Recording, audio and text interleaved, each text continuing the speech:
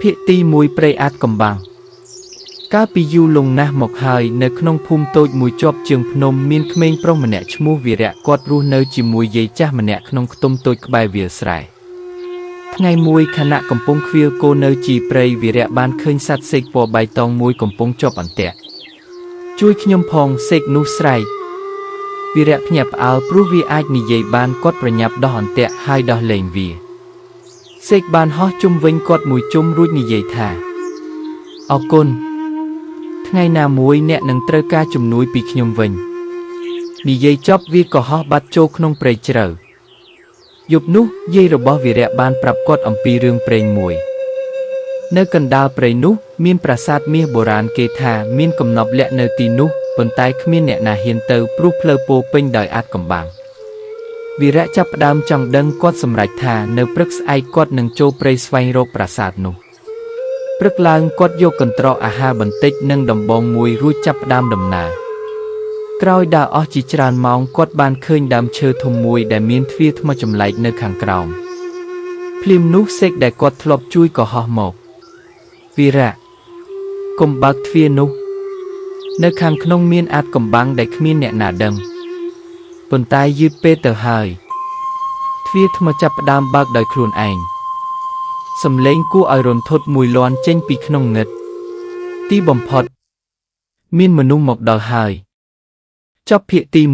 1ភាគទី2ទ្វារថ្មបុរាណបន្ទាប់ពីទ្វារថ្មបុរាណបើកឡើងយឺតសំឡេងរញ្ជួយដេរបានលាន់នៅពេញព្រៃក្រឹកក្រឹកក្រឹកវីរៈឈរញ័រខ្លួនដោយភាពភ័យខ្លាចខ្យល់ត្រជាក់បានបក់ចេញពីក្នុងរូងងឹតសេកបៃតងហោះមកអង្គុយលើស្មារបស់គាត់ហើយនិយាយថាវីរៈប្រសិនបើអ្នកចូលទៅខាងក្នុងអ្នកមិនអាចត្រឡប់ក្រោយបានងាយទេតើអ្នកនៅតែចង់បន្តដែរឬទេវីរៈស្ទាក់ស្ទើរមួយផ្លែតប៉ុន្តែការចង់ដឹងបានជំរុញឲ្យគាត់មកក្បាលខ្ញុំចង់ដឹងការពិតអំពីប្រាសាទមាសពួកគេបានដើរចូលទៅក្នុងរូងជញ្ជាំងថ្មទាំងសងខាងមានរូបចម្លាក់បុរាណខ្លះជារូបស្ដេចខ្លះជារូបសត្វចម្លែកដែលវីរៈមិនធ្លាប់ឃើញពីមុនលុះដើរបន្តទៅមុខពួកគេបានឃើញបន្ទប់ធំមួយនៅកណ្ដាលបន្ទប់មានតុថ្មមួយនិងប្រអប់មាសតូចមួយនៅលើនោះភ្នែកវីរៈភ្លឺឡើងតើនេះជាកំណប់ឬគាត់ដើរសំដៅទៅប្រអប់មាសសេកស្រែកភ្លាមកុំប៉ះវាប៉ុន្តែយឺតពេលទៅហើយនៅពេលដៃរបស់វីរៈប៉ះប្រអប់មាសស្រាប់តែជញ្ជាំងរូងទាំងមូលរញ្ជួយប៊ូមថ្មធំចាប់ផ្ដើមធ្លាក់ចុះពីលើពីជ្រុងងឹតនៃបន្ទប់មានរូបចម្លាក់ថ្មយៈពីររូបចាប់ផ្ដើមមានចលនាភ្នែករបស់វាបញ្ចេញពន្លឺពណ៌ក្រហមអ្នកណាហ៊ានរំខានកំណប់បុរាណសំឡេងធ្ងន់មួយលាន់ឡើងវីរៈភ័យខ្លាចយ៉ាងខ្លាំងសេកបៃតងខ្សឹបថាមានវិធីតែមួយគត់ដើម្បីរួចខ្លួនអ្នកត្រូវឆ្លើយសំណួររបស់អ្នកយាមថ្មឲ្យត្រូវរូបចម្លាក់យៈបានលើកដៃឡើងហើយសួរថាអ្វីដែលមានតម្លៃជាងមាសនិងអាចបំភ្លឺផ្លូវមនុស្សបានវីរៈគិតយ៉ាងខ្លាំងពេលវេលាកំពុងអស់ទៅរូបចម្លាក់យៈកំពុងដើរមកកាន់គាត់បន្តិចម្ដងចប់ភាគទី2ភាគទី3ចម្លើយនៃប្រាជ្ញារូបចម្លាក់យៈទាំងពីរបានដើរមកជិតវីរៈបន្តិចម្ដងភ្នែកពណ៌ក្រហមរបស់វាភ្លឺចាំងនៅក្នុងភាពងឹតសំឡេងធ្ងន់មួយបានលាន់ឡើងម្ដងទៀតឆ្លើយមកអ្វីដែលមានតម្លៃជាងមាសនិងអាចបំភ្លឺផ្លូវមនុស្សបានវីរៈភ័យខ្លាចប៉ុន្តែគាត់ខំរក្សាស្មារតីគាត់នឹកឃើញពាក្យដែលយាយធ្លាប់ប្រាប់មាសអាចទិញរបស់បានប៉ុន្តែមិនអាចទិញប្រាជ្ញាបានទេភ្លាមនោះវីរៈបានលើកក្បាលឡើងហើយឆ្លើយថាចម្លើយគឺប្រាជ្ញាស្រាប់តែបន្ទប់ទាំងមូលភ្លឺឡើងដោយពន្លឺពណ៌មាសរូបចម្លាក់យៈទាំងពីរឈប់ដើរបន្ទាប់មកពួកវាបានលុតជង្គង់ចុះអ្នកបានឆ្លើយត្រូវប្រាជ្ញាមានតម្លៃជាងមាសព្រោះវាអាចដឹកនាំមនុស្សទៅរកអនាគតល្អ วีระดอกดังห้ามทมโดยเพียบทูสราพลิมนุประอบมิเนเลอตธมบานบักโดยครูนไอในขังขนมเหมือนแมนจิมิหรือตบงเป็ดเตวิคือจีแผ่นตีโบราณมวยสันหลักเสกใบตองห่อหมกเมอให้พเนกระบอกวีบักทมนี่เหมือนแมนจีแผ่นตีธรรมดาเตวิจีแผ่นตีตะการปราสาทมีแต่บัดคลูนจีมวยปอนชนำในจงขังกรอมในแผ่นตีมีสัญญาเนกมีมวยในเปวิระปาสัญญานุสรับแต่ปนลือมีบานบันเจนปีแผ่นตีขนมปนลือนุมีรูปบรอจำนามันเนเล็กลางกอดเปียมกดมีนึ่งสำเลียบ่มเปียโบราณขยมคือจีสเต็กในปราสาทมีเนได้การแผ่นตีนี้เตรสไวโรกรอบตบงใบกรอบดำใบบักทวีกำนอบจงกรอยกรอบตีมวยสถัดในขนมเปรย์อับกรอบตีปีสถัดในกรอมบังขมากรอบตีใบสถัดในเลือบนมเนียนิยายจอบรูปสได้กอบัตเตอร์วีระนังเซกใบตองเมื่อมุกเนีย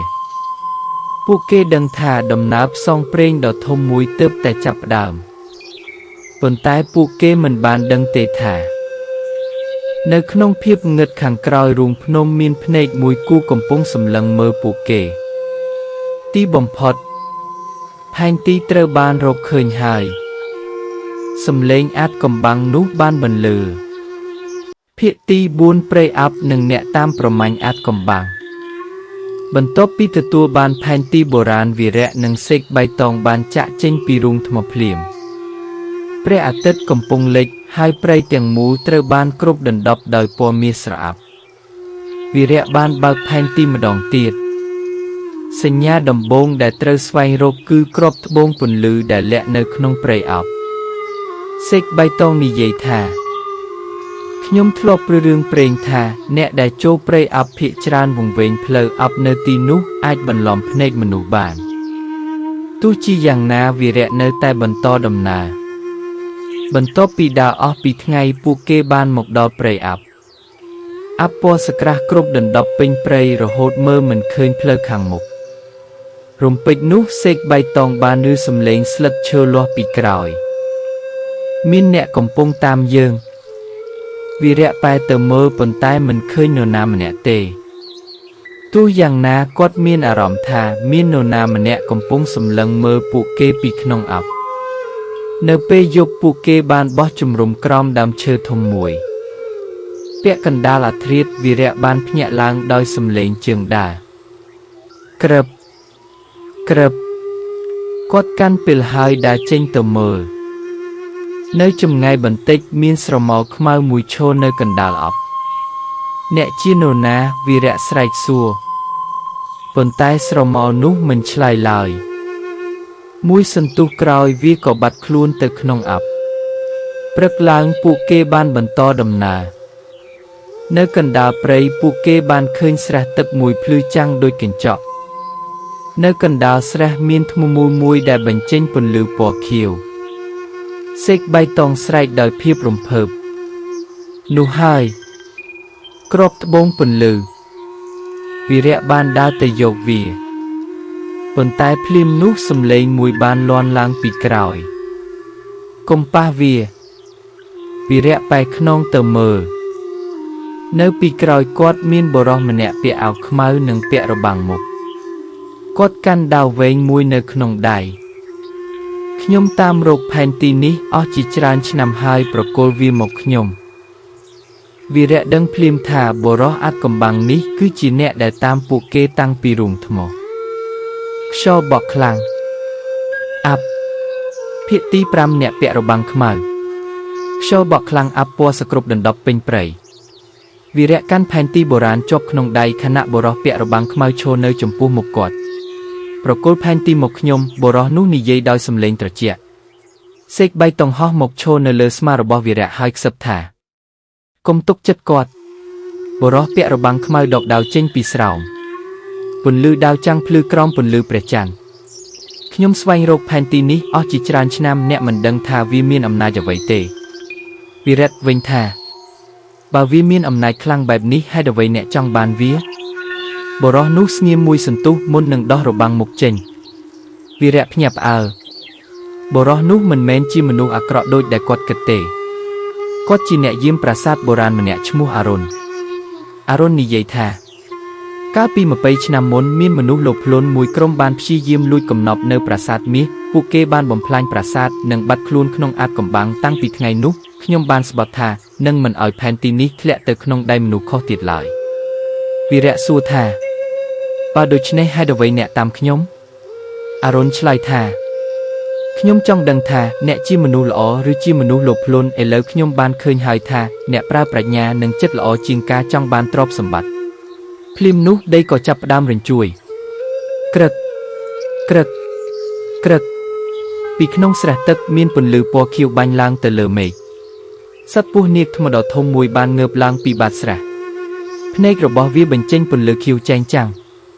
សេកបៃតងស្រែកថាវាគឺជាអ្នកការពារគ្រាប់ត្បូងទី1នាគថ្មបន្លឺសំឡេងក្រោកថាមានតែអ្នកដែលមានចិត្តស្មោះត្រង់និងក្លាហានប៉ុណ្ណោះទើបអាចឆ្លងកាត់ការសាកល្បងរបស់ខ្ញុំបានវីរៈអារុននិងសេកបៃតងមើលមុខគ្នាពួកគេដឹងថាការផ្សងព្រេងពិតប្រាកដទើបតែចាប់ផ្ដើមចប់ភាគទី5ភាគទី6ការសាកល្បងរបស់នាគថ្មដ៏ធំបានលើកក្បាលឡើងខ្ពស់ភ្នែកពណ៌ខៀវរបស់វាបញ្ចេញពន្លឺភ្លឺចាំងពេញព្រៃអាប់សំឡេងរបស់វាបន្លឺឡើងយ៉ាងក្រើកអ្នកដែលចង់បានគ្រាប់ត្បូងពន្លឺត្រូវឆ្លងកាត់ការសាកល្បង3យ៉ាងចិត្តក្លាហានប្រាជ្ញានិងមេត្តាវីរៈដកដង្ហើមជ្រៅហើយបោះជំហានទៅមុខការសាកល្បងទី1ចិត្តក្លាហានភ្លាមនោះពិភពជុំវិញគាត់បានប្រែជាងឹតគាត់ឃើញខ្លួនឯងឈរនៅលើស្ពានថ្មចាស់មួយដែលមានជ្រោះជ្រៅនៅខាងក្រោមសំឡេងមួយខ្សឹបថាបើអ្នកខ្លាចអ្នកនឹងធ្លាក់ចុះវីរៈបិទភ្នែកមួយផ្លែតរួចដើរទៅមុខដោយភាពជឿជាក់រំពេចនោះស្ពានក៏ប្រែក្លាយជាផ្លូវធម្មតានាគថ្មងូក្បាលអ្នកបានឆ្លងកាត់ការសាកល្បងទី1ការសាកល្បងទី2ប្រាជ្ញានាគថ្មបានបង្ហាញប្រអប់3ប្រអប់មាសប្រអប់ប្រាក់និងប្រអប់ឈើវាសួរថាមានតែប្រអប់មួយប៉ុណ្ណោះដែលមានគ្រាប់ត្បូងតើអ្នកជ្រើសមួយណាវីរៈមិនប្រញាប់ជ្រើសទេគាត់សង្កេតឃើញថាប្រអប់ឈើមានស្នាមប្រើប្រាស់និងធូលីតិចជាងគេគាត់ញឹមហើយនិយាយថាតម្លៃពិតមិនចាំបាច់លាក់ក្នុងរបស់ថ្លៃទេខ្ញុំជ្រើសប្រអប់ឈើនៅពេលបើកប្រអប់ពន្លឺពណ៌ខៀវក៏ភ្លឺឡើងនាគថ្មញឹមអ្នកបានប្រើប្រាជ្ញាមិនមែនលោភលន់ការសាកល្បងទី3មេត្តារំពេចនោះកូនក្តានតូចមួយបានជាប់ក្នុងអន្ទាក់នៅពេលជាមួយគ្នាគ្រាប់ត្បូងពន្លឺក៏លេចឡើងនៅពីមុខវីរៈសំឡេងនាគថ្មនិយាយថាអ្នកអាចយកគ្រាប់ត្បូងភ្លាមឬជួយកូនក្តានជាមុនអ្នកមានពេលតែ1នាទីប៉ុណ្ណោះវីរៈមិនស្ទាក់ស្ទើរឡើយគាត់រត់ទៅដោះអន្ទាក់ឲ្យកូនក្តានរត់ចូលព្រៃដោយសុវត្ថិភាពនៅពេលគាត់បែរមកវិញគ្រាប់ត្បូងពន្លឺមិនបានបាត់ឡើយផ្ទុយទៅវិញវាបានហោះមកស្ថិតនៅក្នុងដៃរបស់គាត់នាគថ្មបន្លឺសំឡេងដោយភាពពេញចិត្តអ្នកបានជ្រើសរើសមេត្តាជាជាងភាពលោភលន់អ្នកសមនឹងកាន់កាប់គ្រាប់ត្បូងទី1